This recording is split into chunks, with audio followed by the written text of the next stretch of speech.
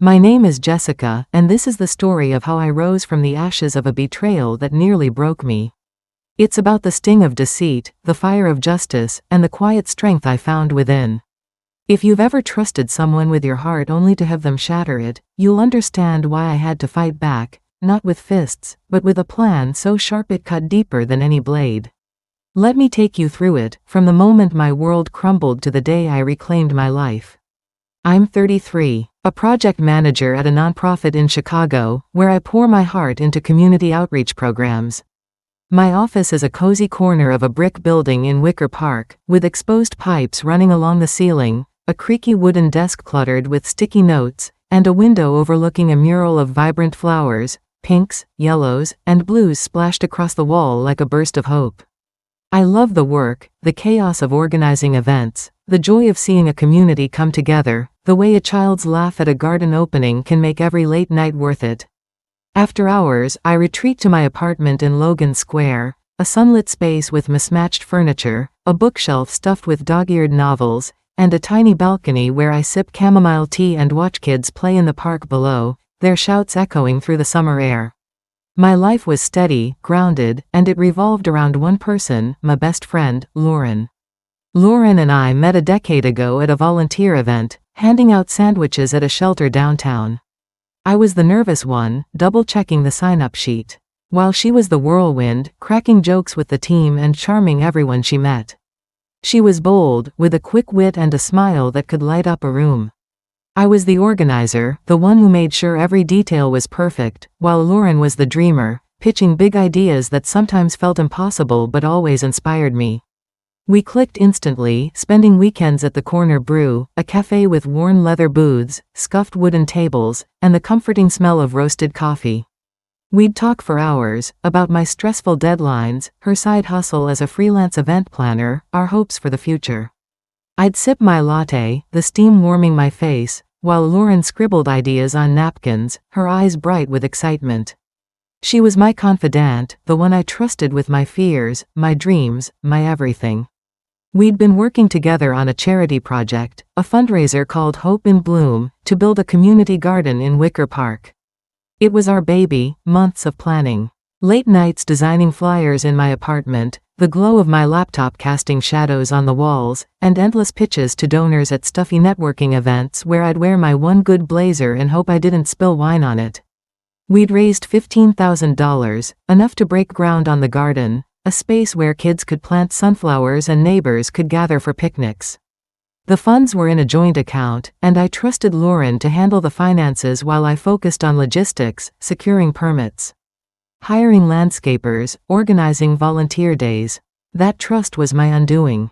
It was a rainy April afternoon when it all fell apart. I was at the office, rain pattering against the window, the mural outside blurred through the streaks of water. I was sipping coffee from my chipped mug, scrolling through emails, when my phone buzzed with a new message from the community board. The subject line read, "Urgent, Hope in Bloom discrepancy." My stomach dropped as I opened it. The account was nearly empty, $12. Gone, withdrawn in small transfers over weeks. The email accused me of mismanagement, citing my name as the primary account holder. My hands shook as I logged into the account on my laptop, the screen's glow harsh against my eyes. The transactions were there, all linked to Lauren's login credentials, but my signature was forged on the withdrawal forms, a clumsy imitation of my loopy handwriting. I called Lauren immediately, my voice trembling with a mix of confusion and dread. "What's going on with the account?" She laughed it off, her tone too smooth, too practiced. "It's a glitch, Jess. Don't worry." But her words felt hollow, and when I pressed for details, she hung up. That night, I couldn't sleep, my mind racing. I opened my laptop again, the city lights twinkling outside my window, and checked social media for any clues. That's when I found it, a local blog post titled "Charity Scandal in Wicker Park." It named me as the culprit, claiming I'd stolen the funds for personal gain. Comments piled up, shame on her. How could she betray the community? I trusted her. My name was everywhere, dragged through the mud. Lauren had shared the post on her Instagram, adding a sad emoji and a vague caption, "So disappointed." The betrayal hit like a tidal wave, She'd stolen the money, framed me, and let the world think I was a thief. The humiliation was crushing. At work, my coworkers whispered in the break room, their voices hushed as I passed with my head down. I could feel their eyes on me, a mix of pity and suspicion. Donors emailed me, demanding answers, their words sharp with betrayal. My boss, Clara, a kind woman with graying hair and a soft voice, called me into her office, her face tight with worry. Her office smelled of lavender, a diffuser humming in the corner, but it did nothing to ease my panic. "Jessica, I believe you," she said, her hands clasped on her desk, "but we need to clear this up. The board is furious." I nodded, my throat too tight to speak, my hands twisting in my lap. At home, my apartment felt like a prison. The balcony, once my refuge, now mocked me with the park's laughter below. I'd stand there, the wind cool against my face, staring at the empty lot where the garden should have been, and feel the weight of Lauren's betrayal like a stone in my chest. She had been my sister, my partner in every dream. How could she do this? The next weeks were a fog of pain and isolation. I took a leave from work, unable to face the pitying stares or the endless questions. I barely ate, my reflection in the bathroom mirror showing a stranger with hollow eyes and pale skin. My kitchen, usually filled with the smell of baking bread or simmering soup, sat unused, the counters cluttered with unopened mail. The betrayal wasn't just about the money, it was the trust she'd shattered, the way she'd let me take the fall while she played the victim. I cycled through grief, sobbing into my pillows until my throat was raw, and rage, imagining confronting her, screaming until she admitted the truth. I'd pace my apartment, the hardwood floors creaking under my bare feet, my hands clenched into fists as I pictured her smug smile. The way she'd shared that blog post without a shred of guilt, memories of Lauren haunted me. I'd close my eyes and see us at 25, sitting on the grass at a music festival, the summer sun warm on our skin, her laughter ringing out as we shared a bag of kettle corn. "We're unstoppable, Jess," she'd said, her arm around me, her voice full of promise. Or the time I'd been sick with the flu, and she'd shown up with a pot of homemade soup, sitting on my couch and watching bad rom-coms with me until I fell asleep. Those moments felt so real, so pure. Had they all been a lie? The question gnawed at me, eroding every foundation I'd built my life on. I couldn't trust my own judgment anymore. If Lauren could betray me so completely, who else might? I started therapy to cope, meeting Dr. Patel in her small office downtown, a space cluttered with books, a woven rug, and a window overlooking a busy street. She had a calm presence, her voice steady as she listened to my story. "You're grieving a loss," she said during our first session, her pen poised over her notebook. "Not just of Lauren, but of the trust you placed in her." She helped me name my emotions, grief, anger, shame, and gave me tools to process them. One exercise was to write letters to Lauren, ones I'd never send, pouring out my hurt. I'd sit on my balcony at dusk, the sky streaked with orange and pink, and scribble pages of raw emotion. "How could you do this to me? I gave you everything, my trust, my dreams, my heart." The act of writing didn't erase the pain, but it gave me a way to release it, to clear the fog enough to think. One night, as I sat on my balcony, the city lights shimmering below like scattered stars, I made a decision. I wouldn't let Lauren destroy me. I wouldn't be the pathetic girl she'd framed, the one everyone pitied. I'd take back my power, not with anger or violence, but with something sharper, justice. She'd used our community to humiliate me, so I'd use it to reveal her true self. The plan would take time, patience, and every ounce of strength I had, but I was ready to play the long game. I started by gathering evidence to prove Lauren's deceit. Her event planning business relied on her reputation. She was known for flashy fundraisers and a heart of gold persona that drew clients. If I could prove she'd stolen the funds, her career would collapse, and her lies would be exposed. I spent nights in my apartment, the glow of my laptop casting blue light across my face. As I dug through bank records, using my access to the joint account, I traced the transfers, $12,000 funneled into an account under a shell company Lauren had set up, a front for her business expenses. I found emails she'd sent to a shady vendor, promising kickbacks for fake invoices that never materialized into actual work.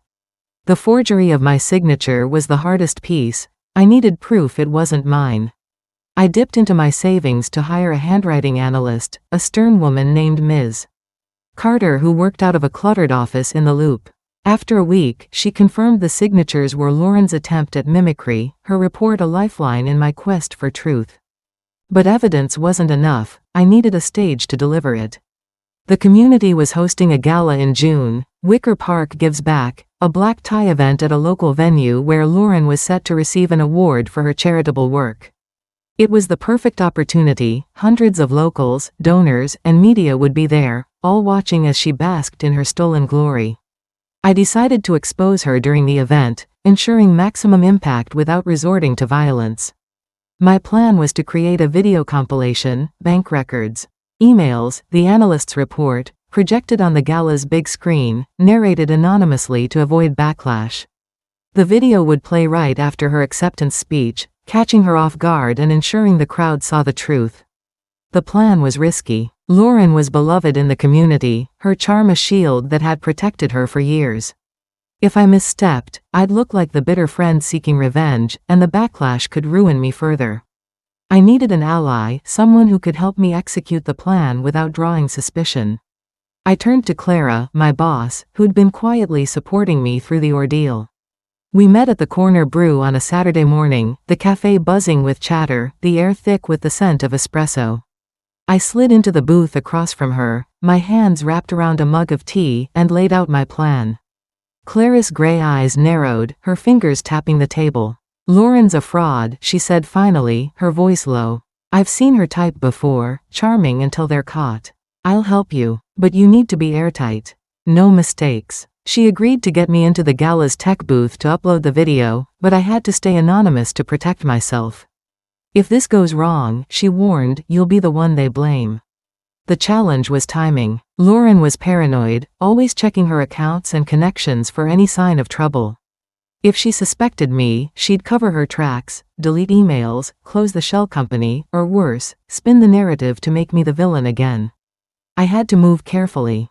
Working only at night, using a VPN to mask my online activity. I hit a snag when a mutual friend, Tara, called me out of the blue. Tara was a florist who'd worked with us on Hope in Bloom, a bubbly woman with a knack for gossip. We met at a park bench near the mural outside my office, the air warm with the scent of blooming lilacs. "I heard you're digging into Lauren," she said, her eyes wide with concern. "She's telling people you're jealous, that you're trying to ruin her." I don't know what to believe. Jess. My heart sank. Lauren was already planting seeds of doubt, turning our community against me before I could act. I took a deep breath, the spring breeze cool against my face, and told Tara the truth, about the stolen funds, the forged signatures, the blog post. I showed her the bank records on my phone, my hands steady despite the fear in my chest. Tara's face softened, her skepticism fading. "I had no idea," she whispered. "I'll keep quiet, but be careful. Lauren's ruthless." The weeks leading up to the gala were a test of endurance. I balanced my day job, returning to work part-time, forcing smiles to deflect questions, with my secret project. I edited the video in my apartment, the radiator humming in the background, my fingers trembling as I synced the voiceover to the visuals. I used a distorted version of my voice, calm and factual. "This is the truth about Lauren's charity." The video showed the bank records, the emails, the analyst's report, each piece a nail in the coffin of Lauren's reputation.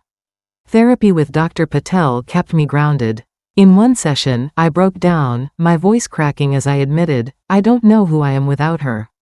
She was my rock." Dr. Patel leaned forward, her eyes warm. "You're discovering who you are now," she said. "And that person is stronger than you think." Her words became my anchor, pulling me through the sleepless nights. A week before the gala, Lauren emailed me, a fake apology that reeked of manipulation. "Jess, I hate how this turned out. Let's fix it." My heart raced as I read it, the glow of my laptop screen harsh against my eyes. Was she onto me? Had Tara slipped? I didn't respond, but I double-checked my encryption, ensuring my tracks were covered. The pressure was crushing, but I pushed through, driven by the image of Lauren's smug face at the gala, oblivious to the storm I was about to unleash. The gala night arrived, a warm June evening with the sky streaked in shades of lavender and gold. I wasn't a guest, but Clara got me into the tech booth. A cramped room above the banquet hall with a tangle of wires and a humming computer. The venue was stunning, chandeliers casting golden light across the room, tables draped in white linen, the murmur of Chicago's elite filling the air with a buzz of anticipation. From the booth, I could see the crowd below, men in tuxedos, women in glittering gowns, their laughter floating up like a melody. Lauren was in a red dress, her hair swept into an elegant updo, laughing with donors as she sipped champagne. She looked untouchable, her award speech just minutes away. My heart pounded as I uploaded the video, my fingers slick with sweat on the keyboard. Clara stood beside me, her face tense, her hand resting on my shoulder. "Do it," she whispered, her voice steady despite the stakes. As Lauren took the stage, the crowd applauded, their smiles wide with admiration.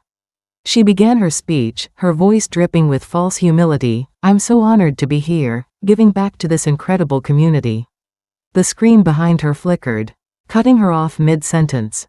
My video started, bank records, emails, the voiceover laying out her theft in stark detail.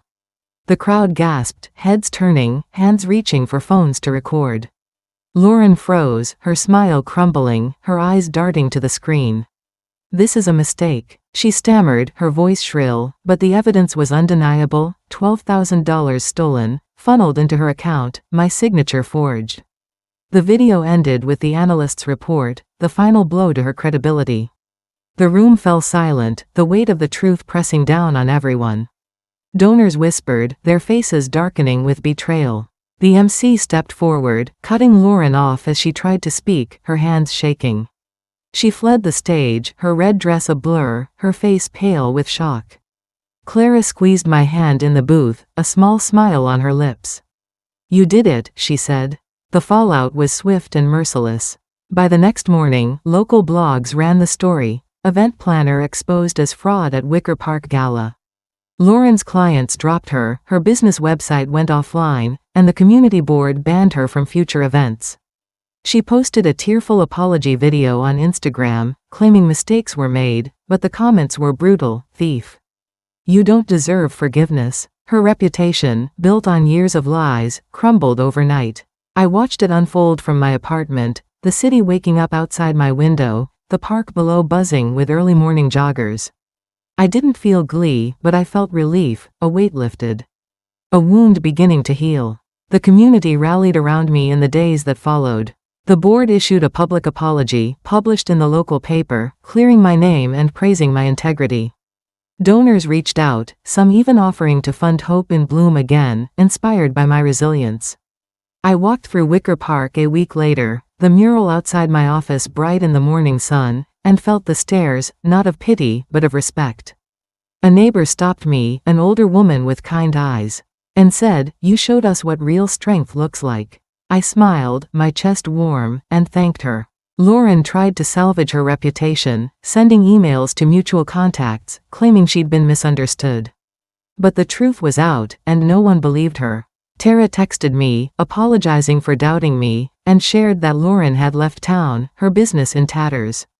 I didn't gloat. I didn't need to. I sat on my balcony that evening, the park quiet below, a mug of tea warm in my hands. The lot where the garden would be was still empty. But I felt a flicker of hope. I'd build it, not with Lauren, but with the community I'd fought for. I'd won, not by sinking to her level, but by rising above, using the truth as my weapon. Looking back, I learned that self-worth isn't tied to who trusts you, it's in how you trust yourself. Lauren's betrayal cut deep, but it showed me my strength, my ability to stand up and fight for what's right. I didn't need her to define me. I defined myself, through my work, my choices, my courage. If you're hurting, know this, you're enough. You don't need revenge to prove it, but if you choose it, make it count. Make it yours.